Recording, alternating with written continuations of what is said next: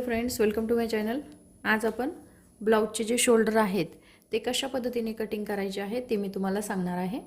आता हे बघा, ज्यावेळेस पण आपण ब्लाउजचे शोल्डर घेतो तर हे लक्षात येत नाही की नेमकं किती छातीसाठी किती शोल्डर घेतले पाहिजे आणि कशा पद्धतीने आपल्याला ही शोल्डरची कटिंग करायची आहे। तर ही मी तुम्हाला खूप सोप्या पद्धतीने सांगणार आहे। कारण काय होतं, आपण गळ्याची कटिंग व्यवस्थित करतो, शोल्डर जे आहे ते थोडं कमी जास्त जर झालं तर आपल्याला लक्षात येत नाही की बाबा नेमकात हे शोल्डर पण जास्त झालं तर उतरतात आणि जर कमी झालं तर खूप ओढल्यासारखं वाटतं। तर हे शोल्डर पण आपले परफेक्ट आले पाहिजे। तर त्यासाठी आपल्याला कशा पद्धतीने शोल्डरचे माप घ्यायचे आहे।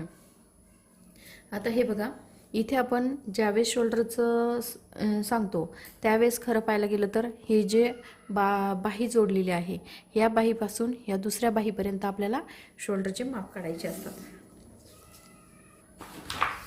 आता हे बघा, इथे आपल्याला ही बाही जॉईंट केलेली आहे, इथपासून इथपर्यंत आपल्याला हे शोल्डरचे माप निघतात। हे बघा, इथे आपल्याला शोल्डरचे माप करायचे आहे। तर अशा पद्धतीने आपल्याला हे शोल्डर निघतं आपलं 11 इंच, त्याचा हा अर्धा घेत असतो आपण 5.5 इंच। आता हे कसं करायचं, आता मी तुम्हाला याच्याही पेक्षा सोपी पद्धत सांगते।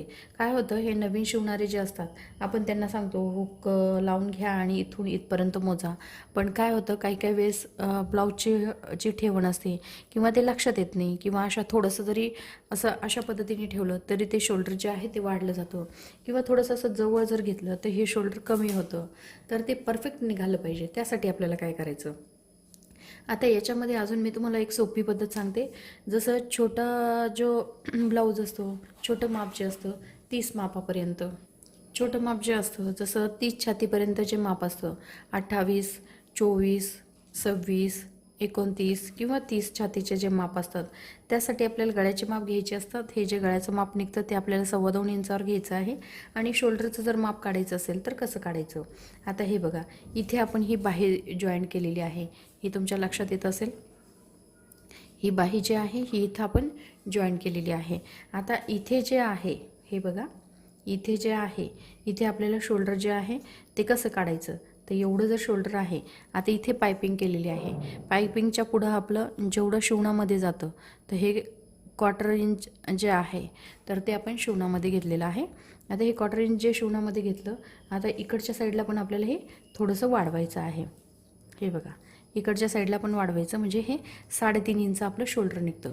म्हणजे बाही जी जॉईंट केलेली आहे ते पण याच्यामध्ये घ्यायचं, थोडंसं ही जी शिलाई आहे त्याच्या थोडंसं वर पुढे घ्यायचं आणि याच्या पण थोडंसं आपण पुढं घेतलेलं आहे, कारण इथं आपण ही पायपिंग लावू त्यावेळेस पण आपलं शिवणामध्ये थोडंसं जाईल आणि इथे पण आपण ही बाही जोडणार आहोत म्हणून हे शिवणामध्ये जाणार।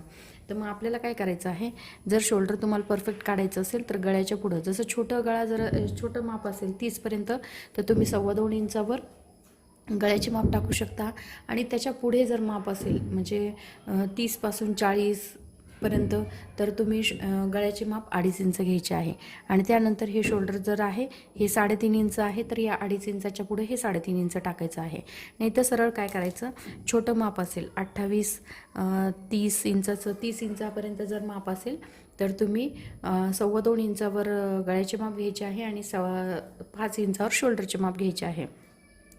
म्हणजे 10 इंच, इथपासून इथपर्यंत 10 इंच शोल्डरचं त्याचा निम्मा आपण घेत असतो। त्यानंतर जसं 30 पासून 40 पर्यंत आपण जे माप घेतो त्याला पण आपण 2.5 इंचावर गळा टाकायचा आहे आणि 5.5 इंचावर आपल्याला शोल्डर टाकायचं आहे। आणि त्याच्या पुढे 40च्या पुढे जर असेल तर आपण 5.25-6 इंचावर आपण शोल्डर टाकू शकतो।